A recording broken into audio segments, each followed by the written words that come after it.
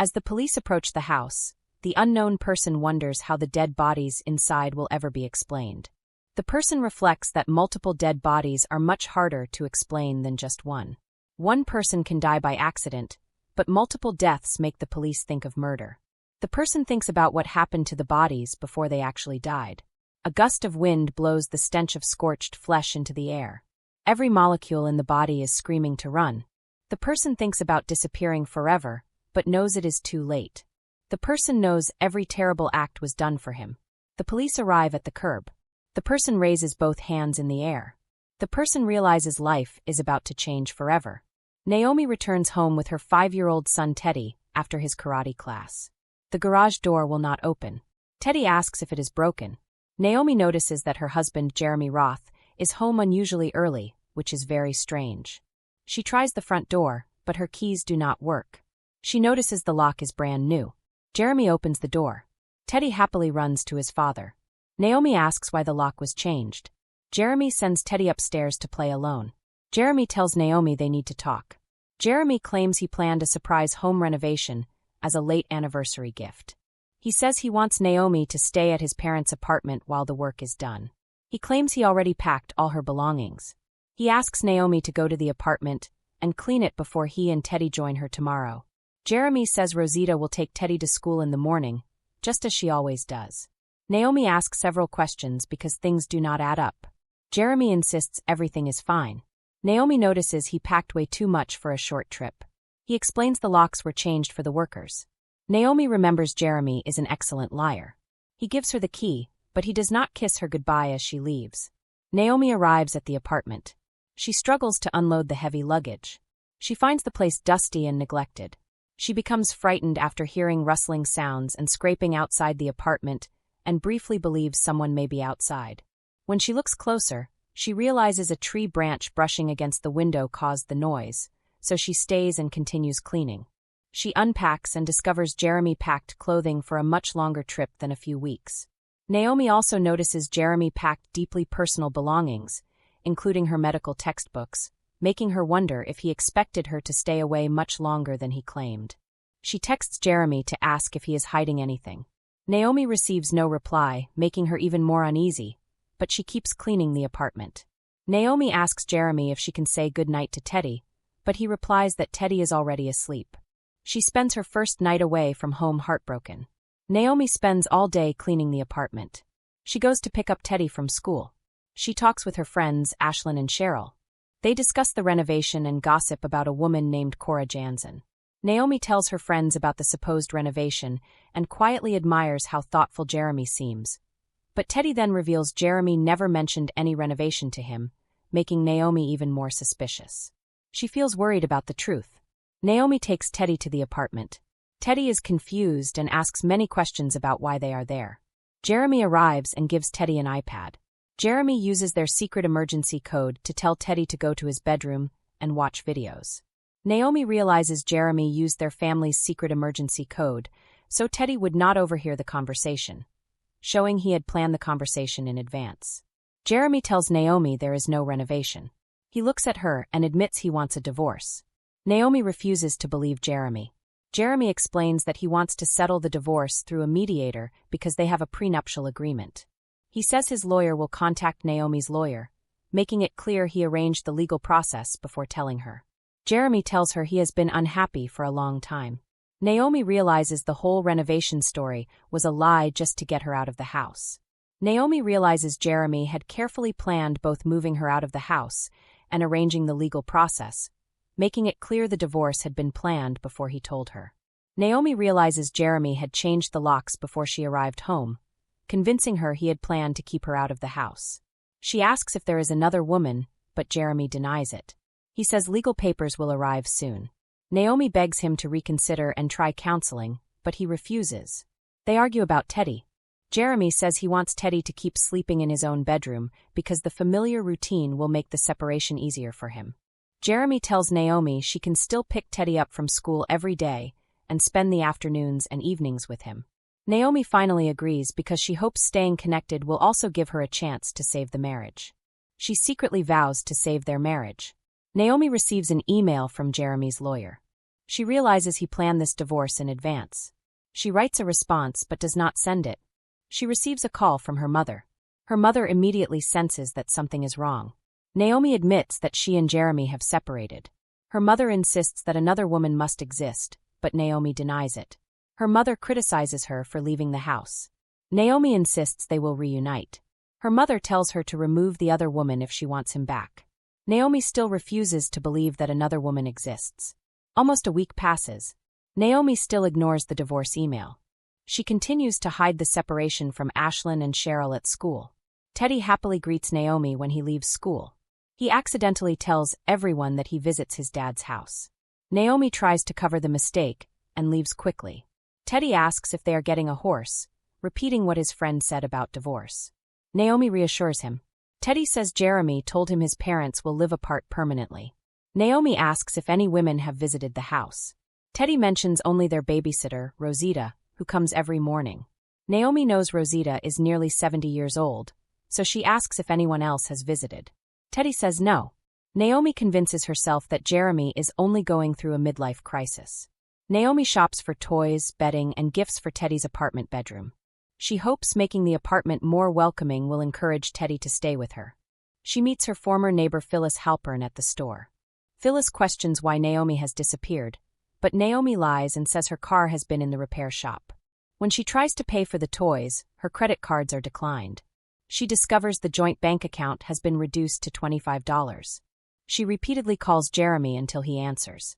He explains he removed the money because it belongs to him and suggests she should have her own finances. Naomi reminds him she has no job, but he encourages her to return to medical practice. Naomi briefly feels hopeful when he says he believes in her, but he immediately brings the conversation back to divorce. Jeremy tells Naomi to hire an attorney. She remembers the prenuptial agreement they signed and remains convinced something else is causing his behavior.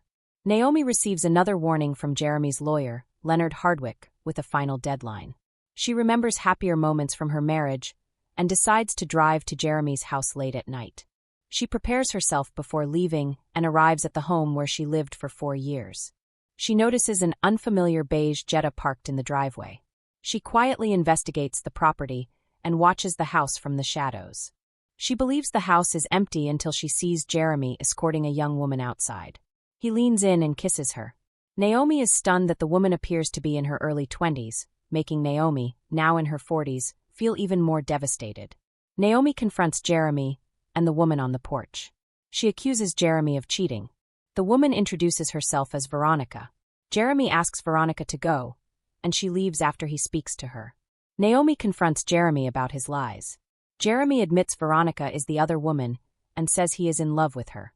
Jeremy insists he never wanted to hurt her, but says he cannot continue pretending the marriage is working. Naomi asks if Veronica has met Teddy, and Jeremy says she has not yet. Naomi calls the relationship a midlife crisis, but Jeremy insists he is serious. Naomi leaves the house in a daze. Jeremy asks if she will be safe driving home. Naomi drives away while realizing she must learn Veronica's true motives. Naomi speaks with Ashlyn and Cheryl at school pickup.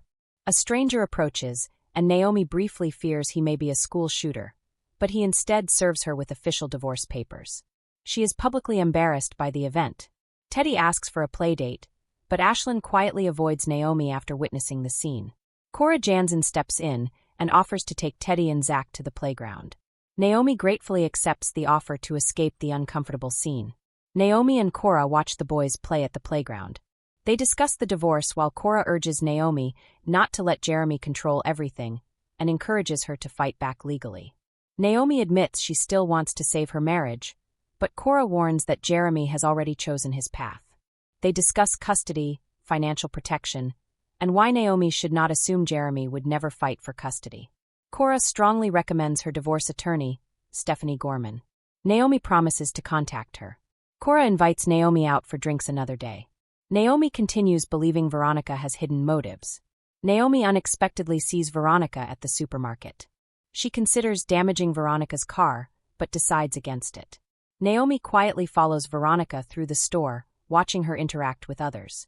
Veronica eventually notices Naomi, and they begin talking. Veronica claims she and Jeremy are in love and says she will eventually help raise Teddy. Naomi insists Jeremy will come back to her.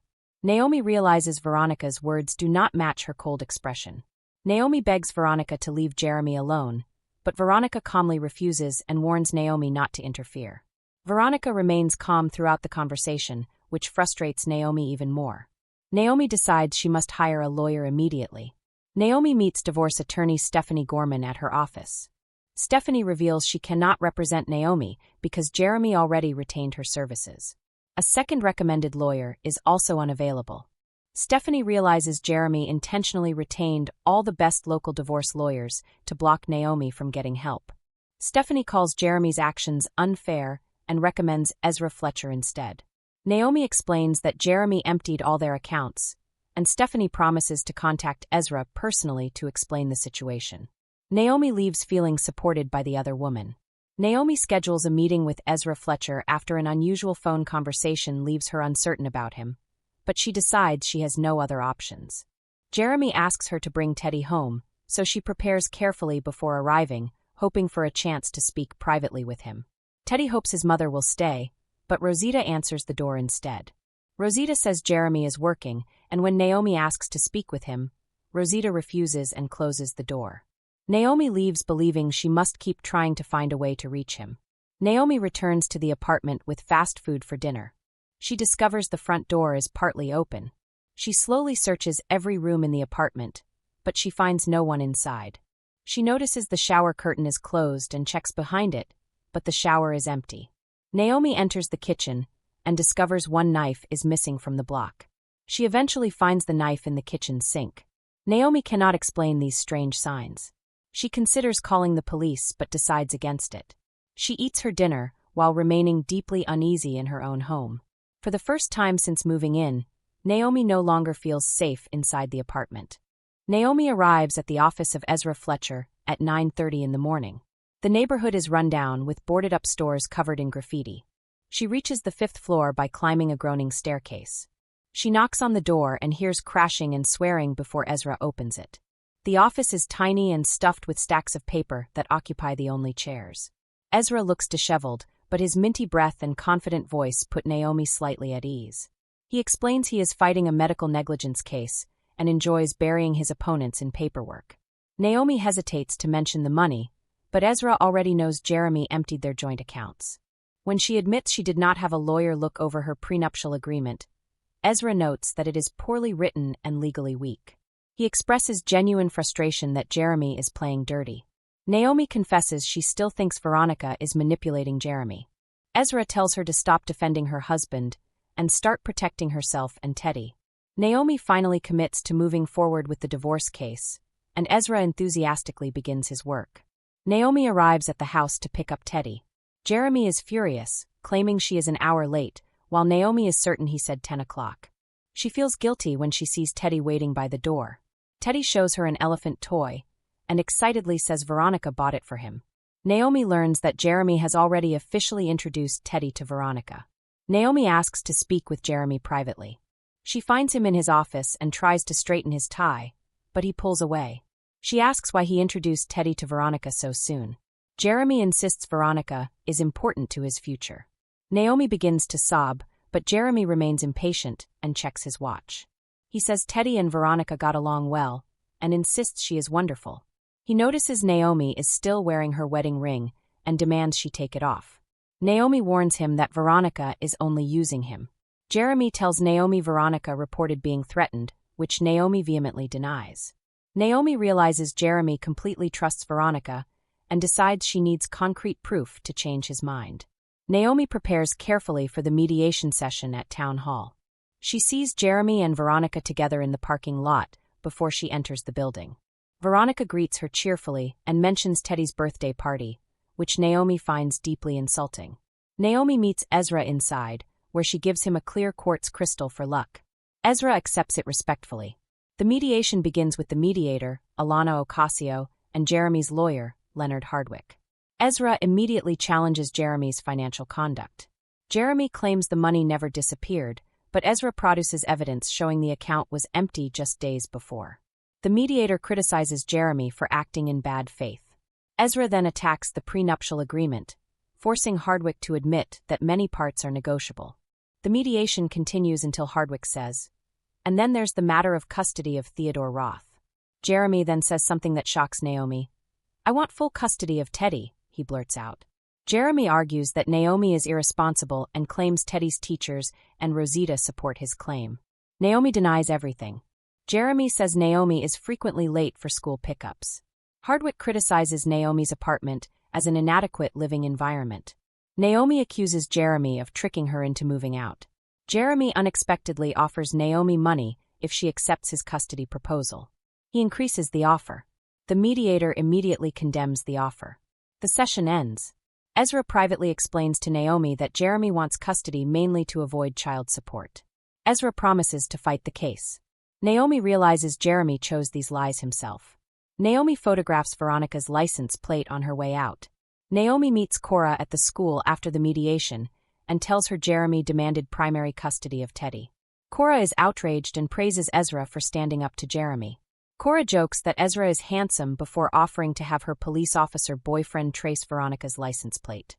Naomi sends Cora the plate number, hoping to learn Veronica's identity. Naomi remains determined to uncover Veronica's true motives. Rosita arrives to collect Teddy. Rosita tells Naomi she is a wonderful mother, but refuses to become involved because she needs her job. Naomi suspects Jeremy pressured her. Cora texts Naomi Veronica's full name, Veronica Chesson, and her former address. Naomi searches for Veronica online, but finds almost nothing, making her even more suspicious. Ezra calls to postpone their meeting, so Naomi jokingly asks him to bring dinner if he visits her apartment. Ezra agrees to the request. Ezra visits Naomi's apartment that evening. They eat dinner and discuss Jeremy's legal strategy. Naomi thanks Ezra for his unwavering support. Ezra reveals that Stephanie Gorman is his former wife. He explains that their marriage ended because they wanted different futures. They discuss work, family, and divorce, and Naomi reflects on the loss of her former life. Ezra promises to fight to keep Teddy with Naomi. They return to preparing the case. Naomi continues researching Veronica. She orders an online background report. The report reveals Veronica has a drug possession charge. Naomi believes this information may help protect Teddy. She drinks some homemade kombucha, but the drink makes her violently ill, and she heaves until she is sore. Naomi blames Veronica for all the suffering in her life. Naomi becomes even more determined to uncover Veronica's true nature. Naomi drives to Veronica's former address in Westchester. She arrives at a large estate and questions a household employee. The woman says Veronica no longer lives there and was only a former employee. She claims Veronica pursued her wealthy employer and had a history of heroin addiction. She says Veronica tried to break up the couple and may have even tried to harm the wife. Naomi realizes Veronica may be far more dangerous than she believed. She feels terrified for Teddy's safety and leaves with the woman's warning weighing heavily on her. Jeremy arrived at the apartment to pick up Teddy, and Naomi was determined to warn him about Veronica. She noticed another knife missing from the kitchen block and felt a surge of dread. When Jeremy stepped inside, Naomi told him that Veronica had a past history of heroin abuse. Jeremy laughed, revealing that he already knew, and he aggressively defended her. Jeremy insisted Veronica had been clean for years and accused Naomi of digging through her past. Naomi also warned that Veronica had previously pursued another wealthy married man, was only after Jeremy's money, and hated Teddy. Jeremy dismissed every accusation. Jeremy walked into the bedroom, yanked the door open, and discovered Teddy playing with a stuffed elephant. The toy had been stabbed with a kitchen knife and was filled with red stuffing. Jeremy blamed Naomi immediately, accusing her of being deranged. Despite her protests that Veronica must have entered the apartment, Jeremy refused to listen and left with their son. Naomi searched her medicine cabinet and realized most of her Tylenol was missing, leading her to believe Veronica had poisoned her kombucha. She felt terrified and realized she had to be extremely careful. Naomi met her friend Cora at a local bar to discuss the terrifying elephant incident. Cora listened closely and told Naomi that Jeremy was gaslighting her by making her doubt her own reality. Naomi tried to defend her husband, but Cora insisted that he had already made his choice and was treating her poorly. Cora encouraged her to stop fighting for him and move on with her life. Naomi agreed, but she could not shake the fear that Jeremy was in grave danger because of the woman he had chosen. During the next mediation session, Ezra was calm and confident while Naomi felt anxious. Jeremy and his lawyer demanded sole custody, presenting a dramatic photo of the destroyed stuffed elephant as evidence of Naomi's instability. Jeremy claimed Naomi was unstable, neglecting Teddy, and threatening Veronica. Ezra challenged every accusation and successfully introduced evidence of Veronica's past heroin arrest. The mediator paused the session as Jeremy's lawyer reacted with shock. Naomi hugged Ezra afterward, and Ezra joked that she could hug him, but he was not supposed to hug her. Later, Ezra urged Naomi to stick strictly to facts they could prove, because Jeremy was trying to portray her as unstable. Naomi realized she had to be patient and smart to win. While driving Teddy home, Naomi learned that Jeremy and Veronica were hosting a massive birthday party for him. She realized she had not been invited, which made her feel deeply hurt. Teddy begged Naomi to come to his party, and she told him that she would love to be there if Jeremy allowed it. Teddy promised to ask his father, and Naomi held on to a small spark of hope. Teddy asked Jeremy to invite Naomi to the party, but Jeremy sent his son away to talk to her in private. Jeremy coldly asked Naomi to stay away, claiming he wanted to avoid drama. Naomi argued, but Jeremy insisted that excluding her was best for Teddy. She reluctantly agreed not to attend, though she wondered if Veronica was the one who had truly insisted on her absence. She tried to convince herself that Teddy would be safe at the party. Ezra visited Naomi at her apartment to work on the case, bringing Chinese food for them to share. They ate dinner and discussed Jeremy's legal strategy. Naomi thanked Ezra for accepting her quartz crystal before the mediation. Surprised that he still carried it with him, she thanked him again after he said it had brought him luck. When Naomi asked if he still wanted children, he shared his past experiences with his own marriage. He gently suggested she stop wearing her wedding ring to help her move forward, so she finally took it off. Ezra told her she was beautiful, which left Naomi feeling surprised and touched.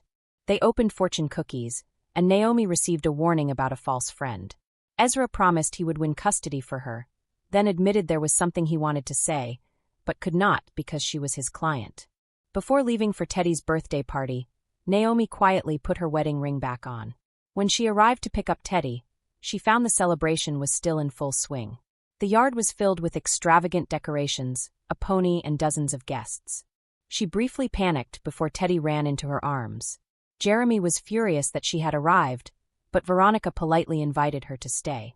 Naomi walked through the crowd and was shocked to see Cora talking to other guests. She felt deeply betrayed, especially because Cora had never told her she was invited. When Cora apologized, Naomi refused to forgive her for attending. Naomi stayed at the party, feeling increasingly isolated in the crowd. Jeremy suddenly marched up to her, accusing her of destroying a robot car that Veronica had bought for Teddy. She denied it, but Jeremy remained enraged and ordered her to leave the property. Naomi stood her ground, stating she had a right to be there for her son. Jeremy lost his temper and called the police, leaving Teddy frightened. Naomi decided she would not leave until after the birthday song, but she could hear the sirens approaching. The police arrived at the backyard, and Jeremy demanded that they remove Naomi. She tried to explain that she was Teddy's mother and still married to Jeremy, but the situation escalated rapidly. When an officer grabbed her arm, she pulled away in frustration, and the officer declared she was being combative. He forced her down onto a table, pinning her arms behind her back. Before she could process what was happening, he handcuffed her in front of the horrified party guests. Teddy sobbed as the officer marched her away, and Naomi realized in despair that she would not be there to celebrate her son's birthday. Naomi had never been arrested before, and the experience was truly awful. After being processed, searched, and fingerprinted, she was finally allowed to use the phone in the booking area.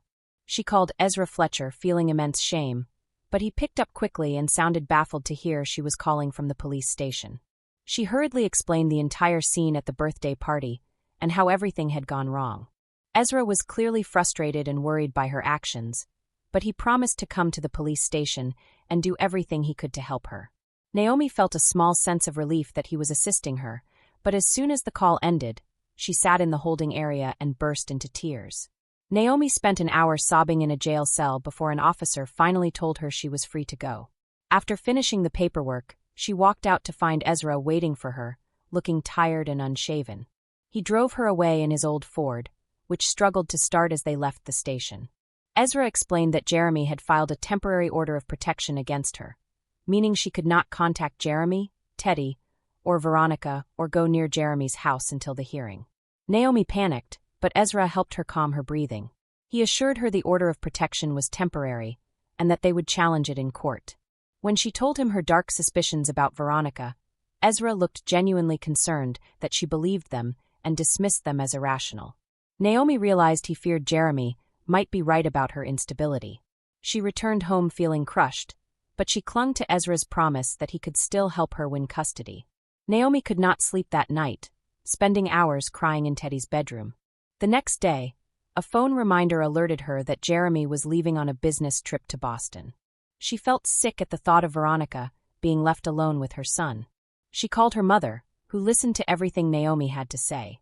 Her mother agreed that Veronica was a serious threat and repeatedly implied Naomi had to get rid of the other woman herself, leaving Naomi disturbed by what she meant. Naomi felt a cold chill at the implication of her mother's words, but she realized she had to be the one to protect Teddy now.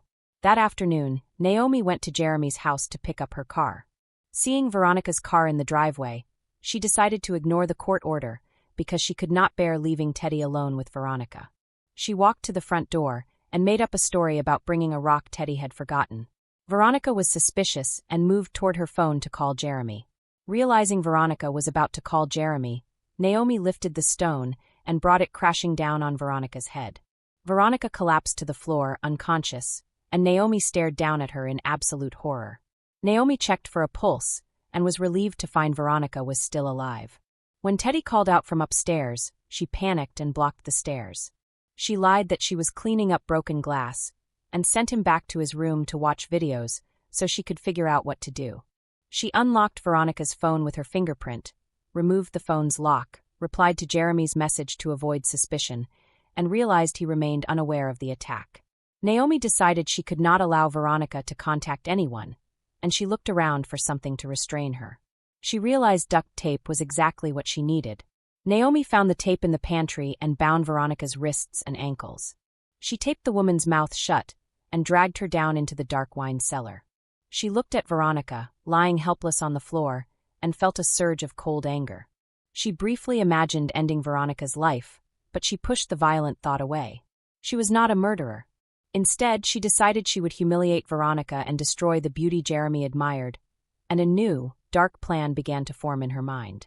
Naomi returned to the kitchen and grabbed a pair of kitchen scissors. When she went back to the cellar, Veronica was awake and terrified. Naomi confronted her, blaming her for stealing her life and family. Naomi warned Veronica to stay still, or she would use the scissors on her skin. She wrapped her fingers around Veronica's long hair and hacked it off in uneven clumps. Veronica screamed in pain and terror as Naomi continued to butcher her hair. Naomi left Veronica's once beautiful hair in uneven patches. Once she was finished, Naomi found more text messages on Veronica's phone and realized with a shock that Veronica was pregnant. The news that Veronica was carrying Jeremy's baby filled Naomi with despair. She read through more messages, realized Jeremy had no idea Veronica was pregnant, and concluded that Veronica had orchestrated the custody battle to secure Jeremy, his money, and their future together. She felt betrayed and realized that a simple financial arrangement would never work now. Rejecting the thought of murder again, Naomi decided she would destroy Veronica's appearance instead, knowing that would make her less desirable to Jeremy. She gripped the scissors tightly, feeling a twisted sense of resolve as she headed back down to the cellar. Naomi found that Veronica had managed to scoot herself across the room toward the stairs. She grabbed the woman by her ankles and dragged her back, ignoring her muffled pleas. Naomi prepared to permanently disfigure Veronica, briefly wondering where to begin before the doorbell interrupted her. She went upstairs to investigate, hoping to send Ezra away before he discovered what she had done.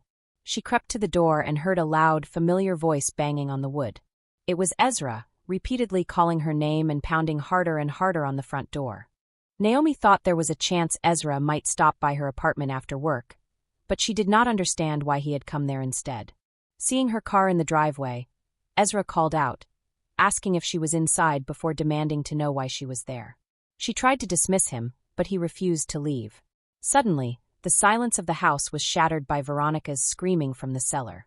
Ezra realized someone was trapped and demanded that Naomi step aside. She tried to block him, but eventually she stepped out of his way. As he reached the top of the cellar stairs, Naomi realized he would surely call the police, destroying her life and her chances of keeping Teddy. Before he could take a step down, she placed her hands on his back and pushed him with all her strength. Ezra fell hard, tumbling down the steep flight of stairs. Naomi watched in horror as he hit the bottom with a sickening thud, his body landing in a pool of blood. Drawing on her medical training, Naomi saw no signs of life and believed Ezra was dead. Veronica stopped screaming and instead began to sob. Realizing Ezra was dead, Veronica understood Naomi had now killed the only person who could have saved them. Naomi snapped at her, blaming her for the tragedy, but Veronica looked at her with seething hatred. Veronica gasped that Naomi had stolen him. Naomi assumed she meant Jeremy and insisted she had not stolen him. Veronica managed to say, "Not Jeremy." When Naomi asked who she meant, Veronica answered, "My son." Their eyes locked, and Naomi realized the situation was even worse than she had imagined. Now she believed she really did have to kill Veronica. Trapped in the wine cellar, Veronica believed that if she died there, everyone should know 3 things about Naomi Roth. First, Naomi was a liar. Second, she was responsible for the worst thing that had ever happened to Veronica. And third, if Naomi doesn't kill her, she is making a grave mistake. 6 years earlier, Veronica gave birth to her son, Dominic, at home with only her friend Lola to help. She had spent her youth trying to escape her abusive parents and a cycle of drug addiction. Now, holding her tiny baby, she felt like a different person. Her boyfriend, Clay, returned home with supplies, and they promised each other they would build a better future. Clay, who had quit drugs alongside Veronica for Dominic's sake, proposed marriage and promised to stay clean, and Veronica happily accepted. She wanted nothing more than to protect her son and give him the safe, happy childhood she had never known. Veronica believed Dominic had saved her life by giving her a reason to stay clean and hope for a better future. When Dominic was 2 weeks old, the exhaustion of motherhood overwhelmed Veronica. She had spent 24 hours straight trying to calm her crying baby with no luck. Seeing that Veronica had been awake for nearly 24 hours, Clay offered to take Dominic for a drive to help him settle down and promised to pick up diapers on the way. Veronica was so relieved and exhausted that she agreed immediately. It was the first uninterrupted sleep she had managed since Dominic was born. She watched Clay walk out the door with their son and fell into a deep, dreamless sleep the moment he was gone. Veronica woke hours later and realized the apartment was silent. Dominic was nowhere to be found, and Clay was passed out on the sofa. She realized with horror that Clay had fallen back into his old drug habits. He muttered that he might have left the baby in the car. Veronica raced outside, only to find the car parked on the street with the back seat completely empty. Dominic was gone, and her world collapsed in an instant. She frantically searched the neighborhood before finally calling the police. She knew she had to call the police to save her son. Officer Grinnell arrived to take their report, questioned whether Dominic even existed because there was no hospital record or birth certificate, and remained dismissive and suspicious of their story. Clay admitted using heroin and was arrested on the spot. Veronica begged for help, but the officer told her to get herself together and left. She felt as though no one believed her son had ever existed. She was devastated, but she vowed that she would find Dominic no matter how long it took. Nearly 5 years had passed since Dominic disappeared, but Veronica had never given up searching for him. After Clay died from an overdose, she rebuilt her life while continuing to look for her son. She eventually moved to New York and worked for the Symington family as a housekeeper. She never stopped dreaming about Dominic or searching for clues. One day, her friend Lola called with a stunning discovery. Lola secretly searched public records and found a birth certificate for a boy named Theodore issued shortly after Dominic vanished. The mother was listed as Naomi Paxson, and the father was Jeremy Roth. Veronica knew she finally had a lead, and for the first time in years, she believed she might actually find Dominic. She had kept Dominic's stuffed elephant all those years, hoping she would one day return it to him. Veronica tracked down Jeremy's sprawling home on Long Island. She watched from a distance as he took his son, Theodore, to a local park. She immediately noticed how strikingly the boy resembled Clay, and felt certain she was finally looking at Dominic. Jeremy sat on a nearby bench, and they began a polite, casual conversation. Veronica carefully hid her emotions, so Jeremy would not suspect why she was interested in Teddy. He mentioned his son's name was Teddy, and that he was 5 years old. Veronica felt a surge of hope, but chose not to confront Jeremy until she had proof Teddy was truly Dominic. Veronica resigned from her job and moved to a new apartment closer to Jeremy. She found a new job and bought running clothes, determined to integrate herself into his life. She carefully learned Jeremy's routine before deliberately arranging chance encounters with him. She started showing up at the park at the time Jeremy was known to run. She pretended to be a beginner runner, and Jeremy kindly offered her advice and encouragement. They spent the morning walking and talking together, made plans to meet again, and Veronica gathered the courage to discover whether Teddy was truly her long-lost son. She knew getting close to Jeremy was the only way to learn the truth. After a couple of months, Veronica continued running with Jeremy 3 days a week. During their long walks, she encouraged him to talk about his son, Teddy. Jeremy mocked Naomi for calling herself a doctor, even though she worked as a crystal healer. He admitted he never intended to marry her, and only did so after believing Teddy was his son. Jeremy admitted he had personally collected his own DNA sample, mailed the paternity test himself, and received the results directly, leaving Veronica unable to explain why she still believed Teddy was Dominic. Jeremy also explained that Naomi rarely took Teddy to school herself because Rosita usually handled it. He described Naomi as unreliable and said he had worried about her judgment for a long time. Veronica accepted that the DNA test Jeremy described should have ruled Teddy out as her son, yet she still could not shake the feeling that he was Dominic. During one of their runs, Veronica twisted her ankle and fell. Jeremy helped her up, carried her around the park, and carefully wrapped her injury. They sat together in the quiet park, and Jeremy shared a first kiss with her. He even joked that he was too old for her, but Veronica knew she had already fallen deeply in love with him. He immediately pulled away, apologizing and insisting he could not betray Teddy. Jeremy admitted Naomi's unpredictable behavior was the main reason he had stayed in the marriage for so long. He insisted Teddy's safety had always come before his own happiness. Veronica understood his conflict. He kissed her again before they finally parted, leaving her feeling a mix of longing and happiness. Veronica and Jeremy had been secretly sleeping together for 3 months when Jeremy finally announced he was leaving Naomi. He had hired a lawyer and planned to seek full custody because he believed Naomi was dangerous. Jeremy also explained that he wanted to spend more time at home with Teddy while preparing for the custody battle, and feared Naomi might target Veronica if she discovered the affair. Veronica worried about the fallout, but Jeremy insisted the marriage was over. They agreed to reduce contact during the divorce process. However, they soon became careless, and Naomi eventually caught them together. Jeremy eventually introduced Veronica to Teddy. Veronica had originally planned to buy Teddy a new toy, but instead chose the elephant she had kept for Dominic since he was a baby, because she had begun accepting she might never see her own son again. Teddy was initially shy and afraid, repeating Naomi's claims that Veronica was a witch. Jeremy lovingly reassured his son that he loved Veronica and she was a good person. Teddy eventually accepted Veronica, called her a good witch, and hugged the elephant tightly. Watching Teddy treasure the elephant made Veronica realize she might never see Dominic again. Giving away the toy felt like letting go of the hope that she would ever return it to her own son. Veronica continued receiving anonymous phone calls in which a woman threatened to kill her. Veronica believed Naomi was responsible. When Jeremy asked her to watch Teddy, she spent time with him and noticed his striking resemblance to Clay. She devised a secret plan to collect a DNA sample from Teddy using a pretend game. Veronica told Teddy the test could guess what he had eaten for breakfast, and he happily believed the little game. She quietly asked him not to mention it to Jeremy. She successfully swabbed his cheek, hid the sample in her purse, and felt determined to finally learn the truth. The threatening calls continued, and Jeremy eventually discovered what was happening.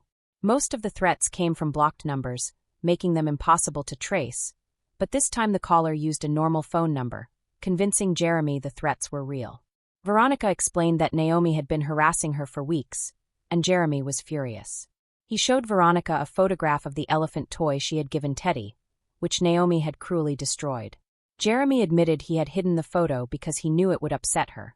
Seeing the ruined elephant convinced Veronica that Naomi's hatred had become deeply personal. She feared that if she were ever left alone with her, Naomi might attempt to hurt her. At Teddy's 6th birthday party, Veronica helped organize the event. Naomi arrived early, causing immediate tension.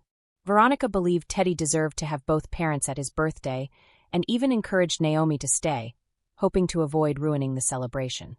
As Jeremy argued with his wife, Veronica's phone signaled that her DNA results had arrived. She excused herself to an upstairs bedroom, logged into the website, and read the report. The DNA report confirmed that Veronica was Teddy's biological mother. Veronica stared at the screen in complete shock, realizing Teddy was actually her stolen son, Dominic. She also realized Naomi must have stolen him and somehow deceived Jeremy into believing Teddy was his biological son, even though she still could not understand how the earlier paternity test had been possible. Veronica struggled to process the overwhelming news that her son had been alive all along. She immediately searched for Teddy to make sure he was safe before trying to find Jeremy. She found Naomi in the den smashing the robot car Veronica had bought for Teddy's birthday with one of Teddy's rocks. She immediately told Jeremy what she saw, and he had Naomi removed from the party. Veronica decided she could not destroy Teddy's birthday by revealing the truth yet, but she was now certain she would soon bring her son home. Naomi was arrested following the party. Veronica told only her friend Lola about the positive DNA test. She decided to wait until Jeremy returned from Boston before revealing the truth, believing Teddy deserved to enjoy his birthday before everything changed. Jeremy remained confident he would win full custody, unaware of the deeper truth.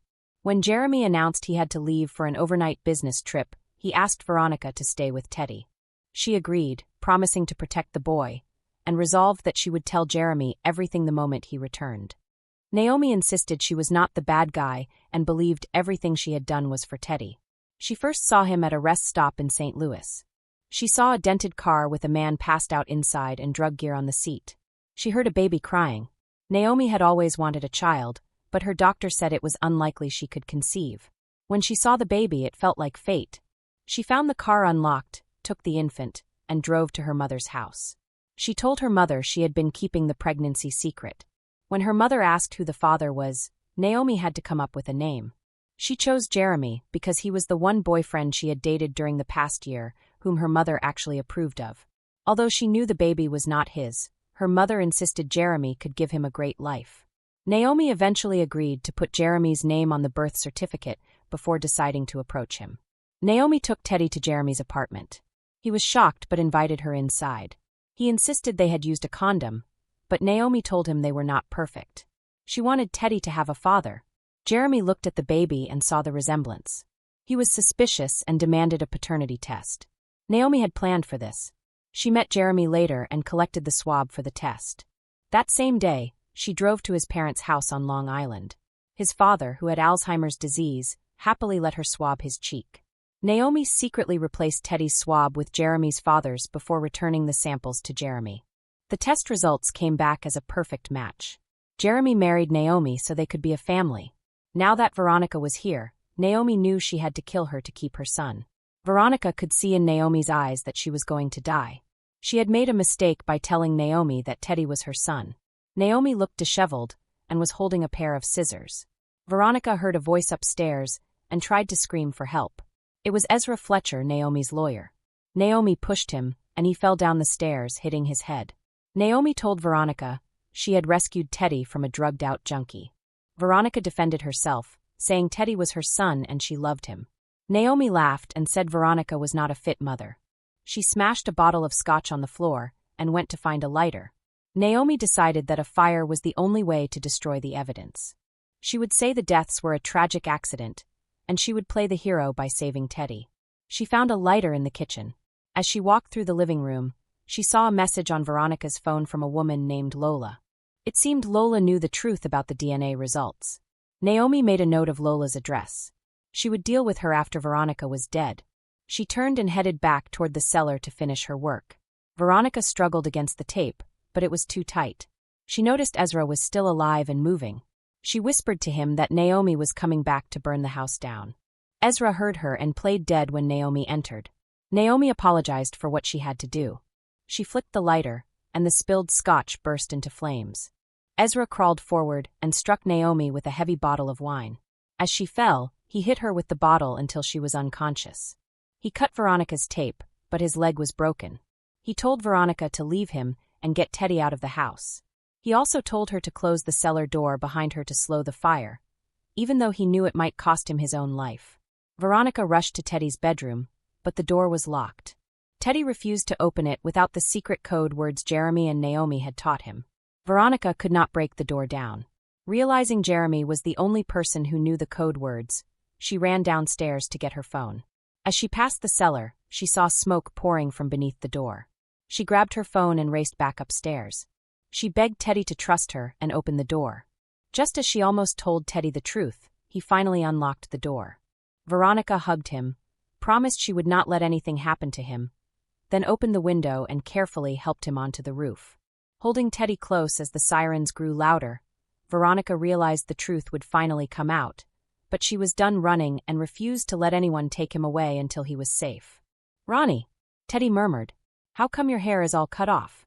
Despite everything happening around them, the question made Veronica laugh through her tears. Naomi woke up to find the cellar filled with fire. She saw Ezra slumped against the wall. She tried to wake him, but he did not respond. The flames blocked the path to the stairs, and she realized there was no way out. Her skin started to burn. She accepted that her life was over. She hoped that Veronica would take good care of Teddy. 3 hours later, firefighters finally brought the blaze under control. Jeremy arrived, having rushed from the airport. Teddy ran into Jeremy's arms. Jeremy's eyes met Veronica's over Teddy's head. "Ronnie." His voice cracked as he thanked her for saving Teddy. He told her he owed her everything. Veronica knew the truth would come out, but she decided that Jeremy had a permanent place in Teddy's life. She would not take that away from them. Jeremy almost lost everything today. He revealed that years ago, a man named Clay Barkley confronted him, claiming Teddy was his son. Clay begged for his missing son, Dominic, to be returned. Clay had traced Naomi after finding one of her crystal healing gemstones in his car, where his baby had been stolen. Clay's resemblance to Teddy, Naomi's suspicious story, and the fact that they had always been careful about birth control convinced Jeremy to order a second DNA test. The results revealed Teddy was not his biological son. He still never discovered exactly how Naomi had tricked the original paternity test. Even after learning the truth, Jeremy decided Teddy was his son and refused to let anyone take him away. He arranged for Clay to die from an overdose. He deliberately made Naomi appear unstable by giving her the wrong times for appointments, hiring Rosita to reinforce that image, and planting the damaged elephant in Teddy's room. He mixed ground-up Tylenol into Naomi's kombucha, hoping her death would look like a suicide, but it failed. After Naomi lost custody, he planned to stage her death as a sleeping pill overdose. But the fire had solved his problem. He believed Ronnie was a keeper and looked forward to starting a new life with her.